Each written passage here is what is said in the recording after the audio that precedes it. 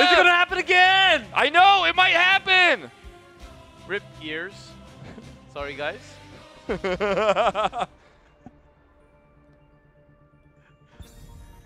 Let's do it again. 3세트 시작하겠습니다!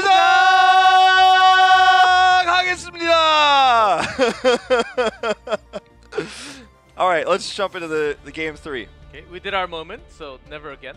Yeah, never again. Maybe but once again. But if you guys want us to cast like that, Maybe you know. once again, you know. Some other time. I think we're gonna see a Phoenix ban.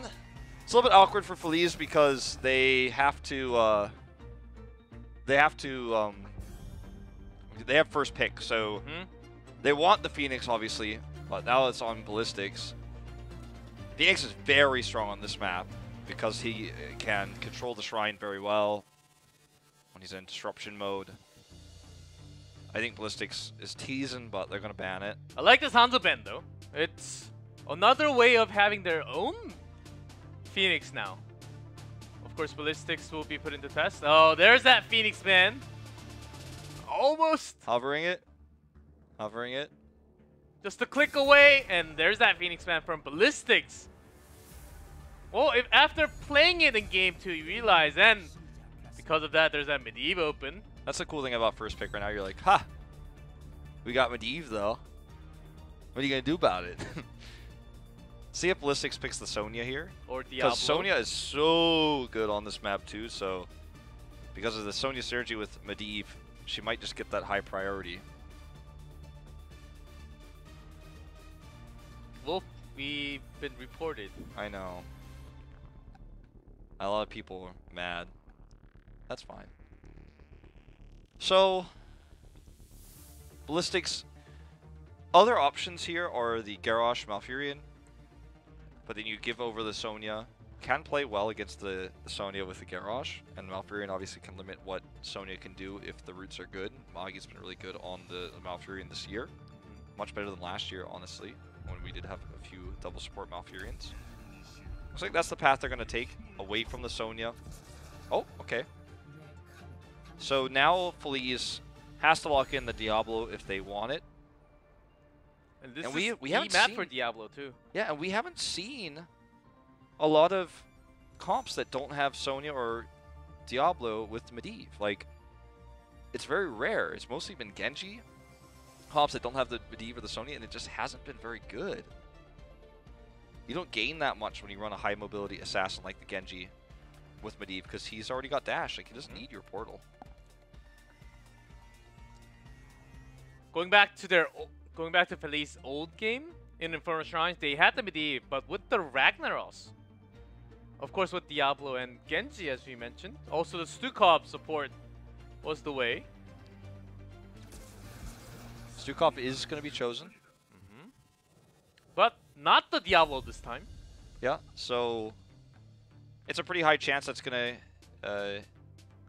well, let's just say Feliz is going to have to experiment with this one. I don't know if this will work.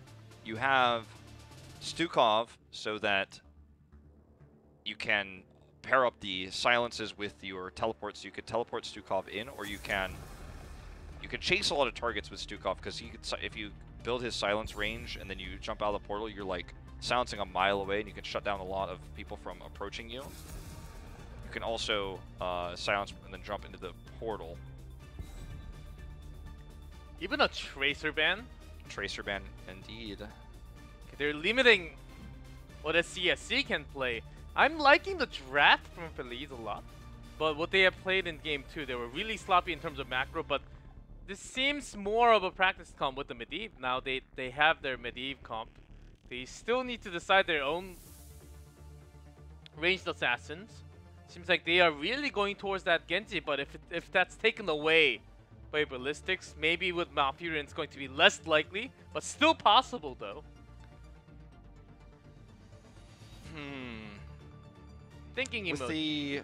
With the Garrosh pick here, and the Stukov's already out, Tyrael's kind of off the cards, I think, as a main tank. It's a little bit tough to pull that off. Well, see? picking the Johanna. They know exactly what Feliz is like to play. Now, what does Feliz do in terms of damage? They lost the Genji. What is the function of the Medivh here? Oh, Gul'dan? here comes Gul'dan. Double mage. And Rack once again to defend. And also as a mage in a way? Does this even work, Wolf? I don't like it. I do not like it either. There's less of a melee damage. Like, and you can't do anything with the portal. What the portal is, the Medivh first pick is supposed to be allowing you to, empowering you to go forward and grab picks, grab kills. You are not going to kill anybody with this composition. You can use it to run away. That's about it. You've got a lot of poke and slow damage, but... Medivh, sort of a mage. Half support, Gul'dan a mage. Ragnarok's Molten Core form, totally a mage. So, Portal's going to be mainly for not to initiate fight with Diablo. That has been the way with the APOC combo also, but in this case, mostly for the escape. Junkrat's going to make that even tougher now, as he can concussive mine the right exit. onto the portal. I was thinking they might go for Greymane because everything about this comp is really squishy except OJ on the Garrosh. And sure, it's going to be tough to get in there and do burst damage when there's Medivh shields, but what the Junkrat accomplishes is that he's got slow sustain damage, so he's going to continue to do damage even after the shields wear off. And after that circle protection is over, this is not the nerfed circle protection, by the way. Once that's over, you have a Riptire coming through, and you're going to do a lot of burst damage that way. So sustain damage into burst. Genji does not have anything to empower his Dragon Blade. This could even be an X-Strike game. But there's a lot of ways to kill Gul'dan with the Genji if he's out of position with that Dragon Blade. So both viable options here. Unless we're missing something from Feliz, what they are trying to do here. Lava Wave? Vein of... No, that doesn't exist. Lava Wave? No. Not in this game. This is not SEA. One thing they can actually look for is a smash kill with the taunts pair. That's... Yeah. That can happen. Oh, that definitely can work. Onto a Junkrat or even a Sonya, because Malfurion does not really provide any Divine Shield, so to say. They can use the portal for that. They can also leyline smash. That is definitely viable. And that's also how they won their game in Infernal Shrines for Feliz last time. Sonya already up in the top lane. Ragnaros needs to get over there, because missing a lot of experience now, and pressure is in the lane. Does head over there. How this comp is going to function in team fights or Feliz on the Shrine is going to be mostly poke oriented. But they don't have a strong Shriner. They're going to have to hope that they can get control of the Shrine, get like 15, and then Molten Core. That's the plan. But it's such a weak plan. We've seen this idea fail so many times in Korea right now. They're just trying to poke from side, and hopefully they can pick up the numbers, but they will not have the better positioning in that way. Let's wait until the Shrine phase and see what kind of things Feliz is thinking of. They do have strong... Even a Garrosh would not be so strong against what Ballistix has. Some burst damage. When the Riptire comes in, that's going to be a secure kill to OJ. There's a throw onto Malfurion, the perfect target. Silence follow-up, body block. Great job by OJ there. OJ's been good on the Garrosh tonight. He really has. Keep him away from the Murd. Yeah, his Northern play has been not so successful, I would say. Yeah, it's been a little bit lower of a win rate. Maybe we could say, perhaps say higher death count than accepted. Like a little bit of an anomaly there on the Muradin. It was a little bit different than we expected. He has played 15 games of Muradin. He's 5-10. Even when he was chosen as the interview, after game he was saying that, I don't know why I am here as the MVP. After dying so many times as a Muradin. Yeah, he said he's good at Johanna, but he never gets to play her. Seeing a little bit more Johanna this week, though. It's not from him. Getting some stacks right now. With that Echo, getting that Echo Corruption later will be a big tool. But against heroes that with lots of escapes, Junkrat and Genji can always escape from those Echo Corruption. So it'll be tough to have all the skill shots land on those targets. Yeah. Here comes the first shrine. Okay, they're not even able to get control early. This is probably just going to have to be Feliz giving up control and using the Molten Core defensively rather than trying to secure the last kills here with it. Okay, look at the dives coming through here from SC, doing so much damage. Look at the health bars on Feliz. Everyone's weakened.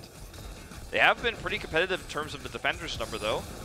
Hooligan's actually using his Condemn a little bit early, so he's actually like prepping it for Hinaten to get the last kills sometimes. Frankel doing a great job from the side, but Jonga comes right next to him. OJ knocked in with this Concussive Mine, though, does get into the portal. Looks like Ragnaros was considering a Molten Core, but is just going to tap and come back up here. OJ, very low, 38 armor, though. And the healing spread it among the team. Yep.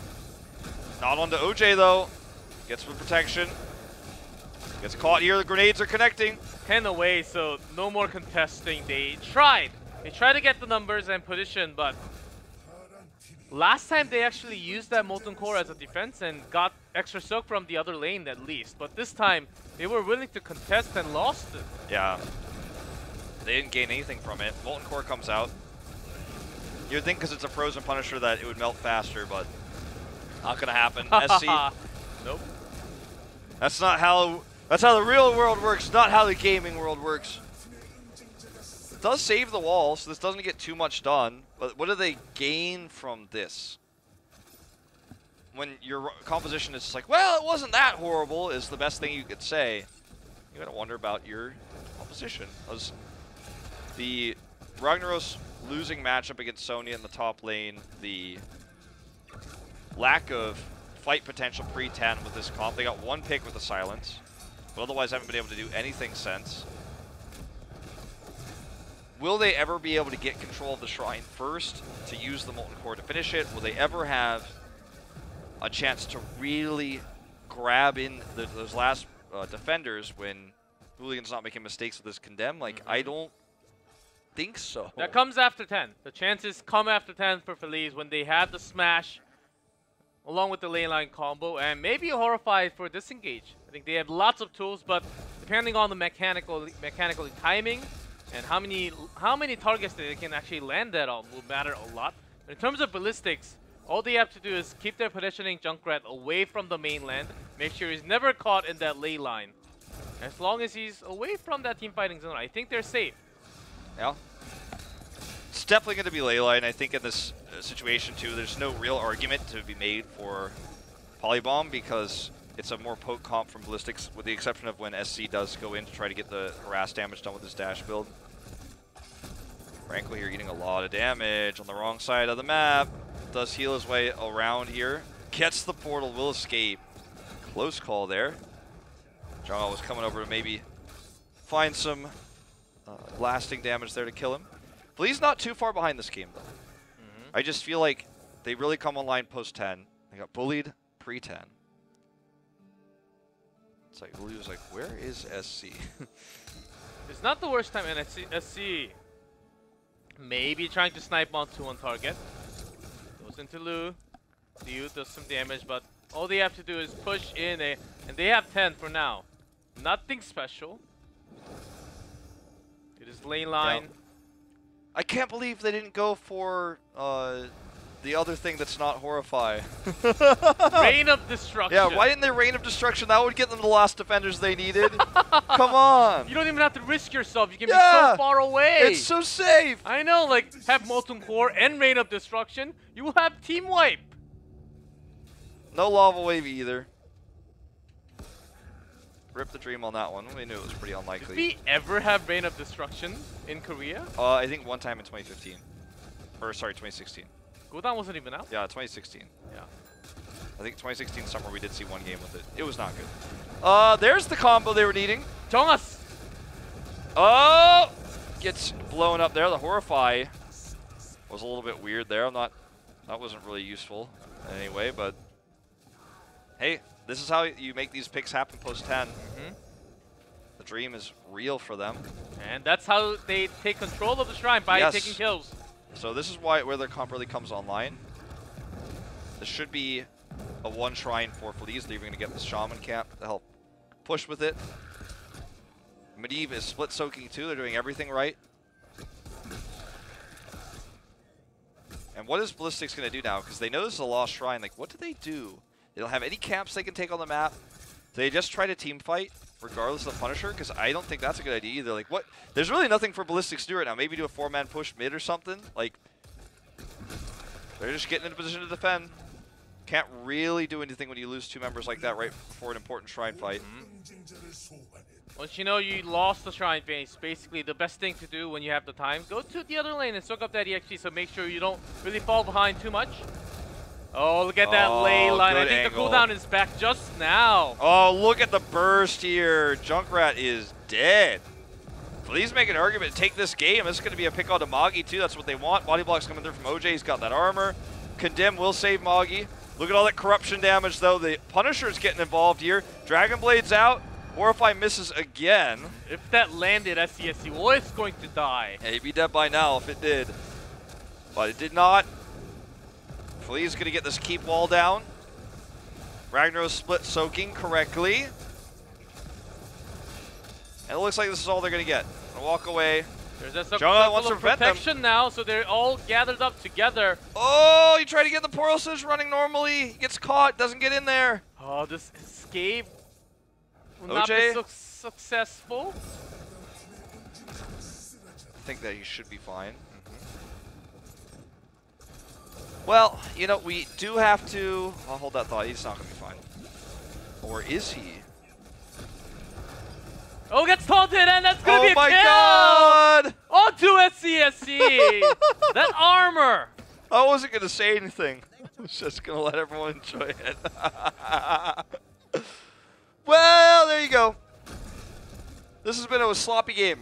And honestly, I have to say it's been a cleaner game from Feliz's side. Let's not talk about the Gul'dan. The Circle of Protection here going to make this a one fight for Feliz. Going to grab this camp, stealing it. Looking for the neutral camp now as well.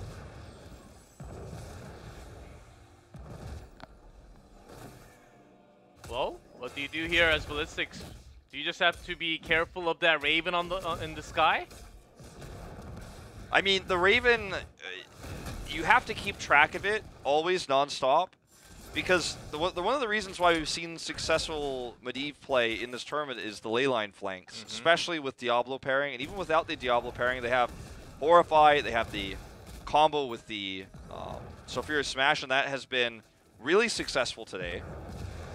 And it's very difficult actually to do that. Like, the timing has to be really good. You have to have practiced it a lot. Frankel's Horrifies have not connected yet, but there's always that potential. And then you have the counters. We saw the taunt and the Horrify against the diving Genji. So, I mean, Ballistix, what they need to do now is just respect the Raven. They need to play more carefully. They need to not be overconfident, because these combos will hit, and they will kill people. Like, Jonah has to leave. Sees that Raven there? It's like, nope, getting out of here.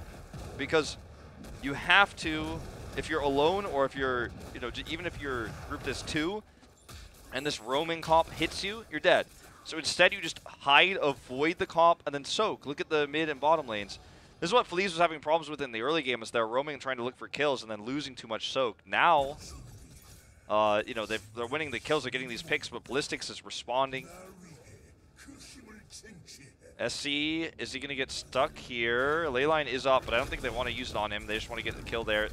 Oh, dodges the smash, but he's still so low. Deflection. He gets away, but the Horrify finally connects and kills him. It looked like a shooting game for a second. Try to dodge all the missiles coming at you. Yeah. Almost dodged him. Don't worry, he's going to use a continue after 24 seconds. He'll come back. But they have control of the Shrine again. They still have Leyline, but not the follow-up combos. But the fact that they don't have to worry about SC is so nice for them. Oh, blown up is Johanna. Stun locked here. The portal for the chase. Talking about how portal's not going to do much for the chase in this map, but when you actually already have 2 dead, you can do a lot with this. You can chase deep. You can find these kills. SC's mind barely saves Jungha out of the trouble there, but having Johanna dead for the next 25 seconds means that Punisher will be going for Feliz, and they have the control over this game. What we thought, triple mage-ish draft, which looked kind of weird at first, but once we knew, and we were talking that after 10, they will have that combo, and so far, they are making it work, and that's against the Malfurion healing. And you can't really stop the burst damage coming in. You can't. And they went Tranquility as well. If they can avoid these combos, they have the better healing. And they can use that to bring us to like a much closer game here, but they just need to bait these out early or have Johanna absorb all these. Because she can, of course, Iron Skin out of most of the types of damage that these have coming over here. Using it obviously now to draw the Punisher back. SC comes over, he was looking for a flank, but has to play defensively. It's an Arcane Punisher, so committing to a fight here is very difficult. Punisher's got its sights set on the keep now. Quest completed here for OJ as they move through. Punisher gets the double stun. Ooh, that was a nice grenade there. Or mine onto OJ, but there's the portal. That's an escaping tool. Once they're chased, they have that portal and Circle of Protection from Aimer. It's helping Stem so much to sustain the fight with Stukov healing coming around. They didn't get the keep, but they pushed all the way into the wall. They got what they wanted, still in a great control of the map. And Ballistix, whenever they try to come out to release that wave clear, they get chased with the portal with the lane line seal, trapped in there. So, like, how do you approach a fight as Ballistix? You have the Iron, sorry, not Iron, you have the Blessed Shield, you have Dragon Blade, but you don't have anything else. Riptire can't start a fight.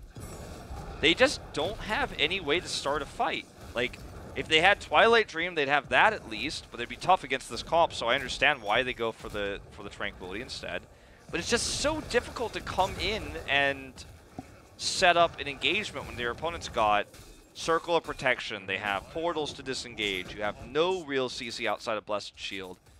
It's a tanky composition with the with the Garrosh. So how do you realistically start a fight? I don't know if you can. I don't know if you do. It's really hard. Ballistix, when they look for the poke, look for the sustained fight. And Feliz has all the tools to stop that sustain from happening. They are going for that burst, have Circle of Protection to protect their allies, and also burst damage from the smite. Horrified to connect if everything misses. So that's why even Genji, who was the one with the most utility, so you think he can actually step out, try to do some wave clears to get that experience soak, but he wasn't even safe last time. We saw it from the bottom lane. So Ballistix, they're not really coming out at all. They're just looking towards that long game. Maybe we can keep this keep for the longest time possible. Every time they see 5-man somewhere, they send someone to split soak. It's been mostly the Sonya, obviously, but Genji's doing it now in the bottom lane. 20's up. It is going to be bot Shrine first. Feliz wants to try to get a keep with this 20 before the Shrine fight starts. So they're heading over towards this keep right now. Johanna just coming up for the Condemned. They're trying to slow us down, but look at this double camp. Ooh, level 20 upgraded Leyline. You gotta be careful. Yeah, you just have to let this keep go down, unfortunately. And deal with this camp, and then go ahead and deal then, or move over towards the Shrine. Feliz has Molten Core and 20. Medivh cheats, makes it so difficult to get into good position. So, we are just seeing them actually give control of the Shrine and soak for 20. Problem is, this means that Feliz knows, okay, oh, they're not going to contest. We could just take camps, take control of the map, slowly grab this. And, you know, Jungha's having to deal with this catapult push. And Ballistix just has to respect this. They already have the bottom keep is full health, so they might not even necessarily get a you know, a core push with this, even though they were ahead with 20. They took their time. But Ballistix knows that it's very unlikely Feliz wins the game of this unless they make a huge mistake. So they've just decided to play the safest way possible. Hope to win a defensive fight, because they have so little initiation here. And with this Punisher, it may just be double keep. Sonya's, they got that 20. Promised 20, but what else can they do? They can sustain a lot more. Johanna was not even safe oftentimes. Indestructible available now. Alright, SE needs to be over here. He needs to be damaging this Punisher. They're going to get the keep so early. Riptire coming for the flank. Is this how they initiate? Jungha as well. Hitting OJ. OJ is the target. Waiting for the circle protection, but the tire is burst. No damage coming down. Majeev is going to get the double A line. No stun follow-up, though. Bit of a mistake there. Dragonblade doing tons of damage. Circle protection and that slap to keep everybody alive. SC is playing with fire. Gets taunted, though. Yeah, he gets taunted. Very low. Gets the kill here. Gets the reset. Frankel going to be the next to die here, it looks like. Killed there by the Junkrat. And Ballistix will survive. They may be able to turn this into a counter keep. Sonya dealing with the last bit of the Punisher right now, as that right now we're just seeing OJ try to buy time, try to survive here for the respawns to come through. We're looking at 65 seconds of death timers. And Ballistix finally takes a fight. It's been a long time this game. They've had a long wait for this. But they will get it. They're going to go for the mid keep, because they want to make sure that they have at least one lane of pressure against Feliz, rather than just equalizing the pressure. You see the pings, they're going through the wall and then directly to the keep, saving time. They want to try to maybe even core this. This I is think so crazy. It is. They're Actually, going for this. They cut to the wall. Garrosh died so late. I think this is totally possible. Hey, going for onto the the core. directly. They've got Sonya. This is a Sonya composition, so this definitely could work. I've got Tranquility. Riptire's back up, bursting down that shield. Here they come, though. Hooligan just trying to peel right now. Here comes the first slap coming out from Liu. Tranquility's here. Leyline Seal getting the double here. That's buying a lot of time, but there's so much damage. With so much damage, Jungha's still alive, 10%, and that's going to be 4 going down. They're going to get it. They're going to get the 3-0. Decisive play here after the win. Their core was going down in 2 lanes of catapults, and they still made it happen. One single team fight. One single team fight after 20 was enough for them to go directly to the core, through the fort, through the wall behind the keep, and not towards the wall. The wall with the least HP. Saving time, going for that lethal core. That shot calling at the end was crisp. I like those kind of play, but waiting for the perfect moment. That slight miss from Ragnaros was huge, but SCSC, the one real MVP there, is alone. Genji 1v4, dodging all the skill shots, deflect, swifter striking out to be safe. What a player there. What a player. SC's always been so fantastic on whatever DPS he plays. The Genji, the Hanzo, the Tracer, that you occasionally run these days. So powerful. Not a lot of damage when you compare him to other heroes in this game, like SDE. Well, actually, I guess SDE is the only one higher, so as it turns out, like, he did get a lot of damage, but he could have done more if they were able to win fights, or they were able to initiate better. They took the only fight they really won was a defensive fight where they were able to catch everyone on the retreat. So that's what they needed. They win the fight in the end. They get the full wipe, and they win the game right afterwards. The Garrosh late respawn. Very impressive here on the side of Ballistix. Yep, a great game by Ballistix. You wait for that moment. You wait for the moment. Even though you're losing the entire game, never give up. Wait for the moment where the opponent makes a mistake. You find the hole, you dive in, and go for that late team fight. And that's how they won. Even though they had a keep down on the top. They were going to lose the keep, maybe. But having that Riptire as a threatening tool from the side, of course, did not do the damage. But Franco was off to a weird positioning because of that. That all started with the Riptire. Great way of just having the patience, and they are the Eastern Clash winner teams, champion teams. So having all that experience really helped them a lot in this game, I think. It really did. They have the understanding to just be patient, not lose your head, play safe. It's such a combo-based comp that their opponents are running. So Feliz is looking for this ley line to the stun. They messed up a few times actually in that last fight with the ley line coming sideways. Immediately stun came out from Hanaten like way too soon. Way too soon, yes. Way too soon. So that was an issue. There were some other issues. So Blaze Bliss was saying, like, in the most high tense moment, we're going to be the ones that come out ahead in this fight. The Rip Tire was blown up. Didn't even get to do that damage. Circle Protection bought time. They targeted it. It was very impressive play, but still, Ballistix comes up with the last fight. This happens a lot in Heroes of the Storm, actually, in late game, because you're just so powerful, you just walk across and kill everything. That's why, for me, I personally don't like it when games end like this, though. I feel like Ballistix, they were able to take that one fight, and they just kind of walked across the map. They got rewarded for that one moment. I wish the core did more damage or had more health in the late game for situations like this, but obviously it would change the game time a lot. Either way, I don't design this game, G-Clef, but yeah, it feels bad for Feliz. You know, they had 2 great games tonight. First game, they brought it to the brink, and we were super close. They were down 2 keeps for so long in that game, and they brought it back. Then the third game, ahead the entire game, totally controlled the map with their draft. That I looked at the draft and said, I don't think this is going to work. I don't have faith. But they got those picks over and over and over again. They were rotating correctly. They were getting those kills. Lose the last fight, lose the game, lose the series. So I feel bad for them a little bit.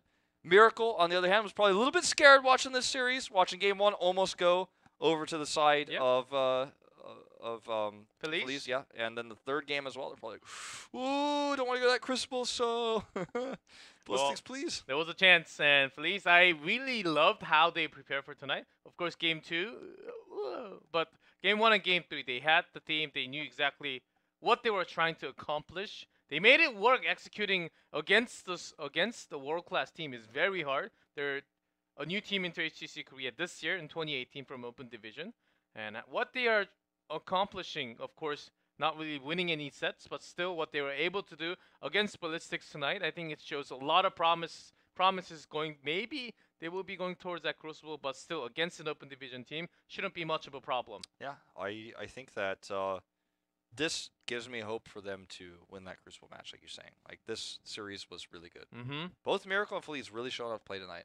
Very, very much different results than I expected. Sure, the 3-0 is what everyone expected for the second series, but not the games being this close. No one expected that. So it's pretty cool to see these 3 new teams coming to HGC this year really perform well. Yeah, they've been climbing a lot. Of course, Miracle contesting alongside. But before that, before we jump into interview, we're going to have some highlights